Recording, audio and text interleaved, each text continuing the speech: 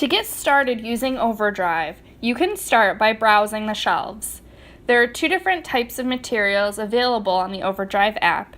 There are audiobooks, which you can see under the author's name have headphones and the word audiobook, and then there are ebooks, which you can see under the title and author's name. There's a little book image, and then it says ebook.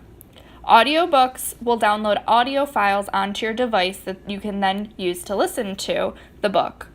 Ebooks show the actual text on your device, or you have the option to send them to your Kindle.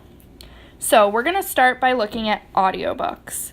You can browse the audiobooks and choose when you'd like to download, or you can search for a particular title. I'm going to show you that functionality today. So we're looking up the book Me Before You to see if there's an audiobook. There is one available, so we'll click on that item. And now that we've looked through it and decided we want to read it, we'll click Borrow. You can choose how long you'd like to borrow for, 1 week, 2 weeks, or 3 weeks, and then you click Borrow again.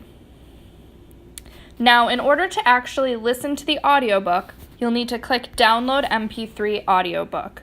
Just by adding the book to your shelf doesn't mean that the audio files are already on your phone or device. I recommend downloading the files while you're connected to a Wi-Fi network so that you don't use up too much of your device's data. The book will also appear on your bookshelf, where it will be available for you to click and listen to once the files have downloaded.